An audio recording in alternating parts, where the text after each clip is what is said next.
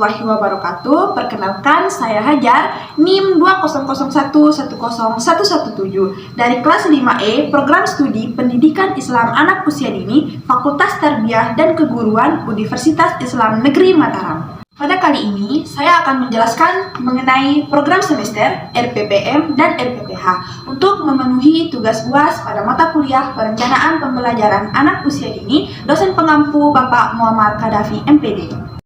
Yang pertama yaitu prosem atau program semester. Pada prosem ini terdapat tema, subtema, sub-subtema, KI dan KD, serta alokasi waktu. Pada prosem atau program semester terdapat beberapa tema, yang diantaranya yaitu tema binatang ciptaan Allah, tema transportasi, tema keluargaku, dan tema air, api, dan udara. Yang pertama yaitu tema binatang ciptaan Allah. Pada tema ini terdapat subtema, yaitu binatang di air, binatang di darat, serta binatang buas. Subtema binatang di air memiliki sub-subtema, yaitu bagian-bagian tubuh binatang, makanan, bahaya, serta manfaat. KI dan KD. Pada KI dan KD memuat 6 kompetensi, di mana kompetensi bisa hanya dilambangkan menggunakan nilai, yaitu nilai agama dan moral 1.1, 1.2, 3.1 sampai 4.1, fisik motorik 3.3 sampai 4.3, dan 4.3 sampai 4.4, sosial emosional 2.5, 2.11, dan 2.12.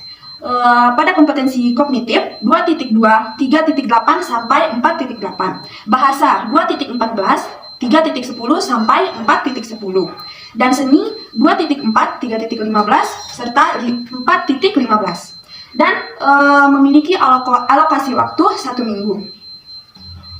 Dan begitupun pada setiap tema selanjutnya memiliki subtema, sub-subtema, KI dan KD yang memiliki 6 aspek, yaitu nilai agama dan moral, fisik motorik, sosial emosional, kognitif, bahasa, serta seni, dan alokasi waktu pada setiap subtema dan sub-subtema.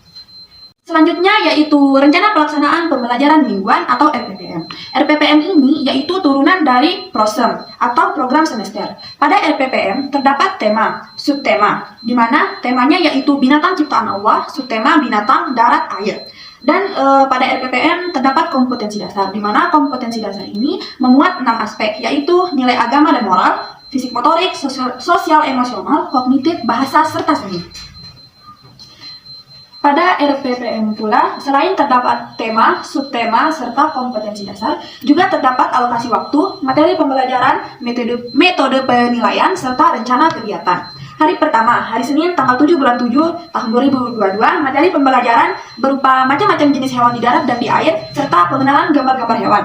Metode penilaian yang digunakan yaitu metode demonstrasi, serta rencana kegiatan berupa menyebutkan nama-nama hewan yang hidup di darat dan di air, serta menirukan suara hewan yang hidup di darat. Hari kedua yaitu hari Selasa tanggal 8 bulan 7 tahun 2022, materi pembelajaran berupa macam-macam hewan yang berkaki 4 serta koordinasi motorik halus. Metode penilaian penugasan langsung, rencana kegiatan yaitu menebalkan gambar hewan berkaki 4 serta mewarnai gambar hewan berkaki 4. Hari ketiga, hari Rabu tanggal 9 bulan 7 tahun 2022, materi pembelajarannya yaitu nama-nama anggota tubuh hewan. Metode penilaian tanya jawab dan rencana kegiatan menceritakan gambar hewan dengan kalimat sederhana dan bernyanyi tentang hewan.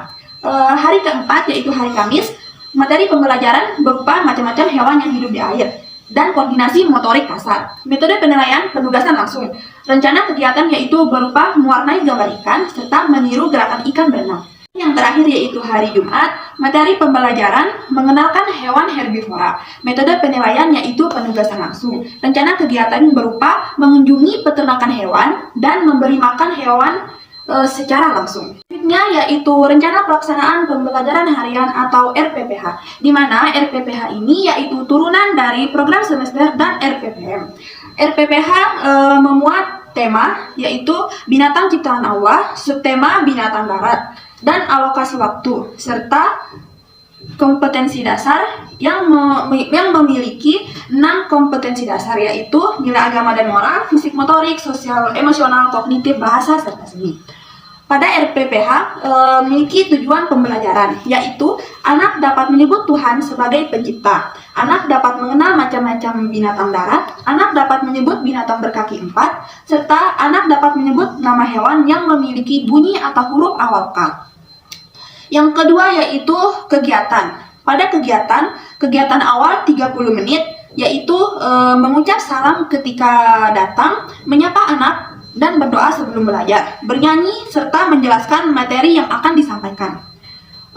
Kegiatan inti 60 menit yaitu menyebutkan nama-nama binatang ciptaan Tuhan.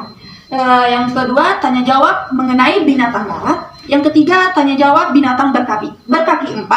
Yang keempat, menyebutkan binatang yang memiliki huruf awal K. Dan yang terakhir, mengelompokkan binatang yang memiliki huruf awalan K. Yang kegiatan penutup 30 menit yaitu menanyakan kegiatan hari ini, merapikan alat bermain, pesan dan nasihat, serta doa setelah belajar. Media yang digunakan yaitu majalah, buku, dan pensil, serta teknik penilaian yaitu berupa penugasan. Yang terakhir yaitu format dan instrumen penilaian TK atau PAUD. Pada instrumen penilaian ini terdiri dari observasi, unjuk kerja, hasil karya, penugasan, percakapan, dan catatan anekdot. Yang pertama yaitu instrumen penilaian hasil karya. Pada instrumen penilaian hasil karya ini terdapat alokasi waktu, kegiatan pembelajaran berupa menggambar bentuk hewan sesuai imajinasi, aspek yang dinilai berupa kreatif dalam menggambar, serta hasil yaitu bisa menggambar dan mewarnai. Begitupun selanjutnya pada instrumen penilaian berikutnya. Demikian yang dapat saya sampaikan atau jelaskan. Lebih dan kurangnya saya mohon maaf. Wabillahi taufiq wal hidayah. Wassalamualaikum warahmatullahi wabarakatuh.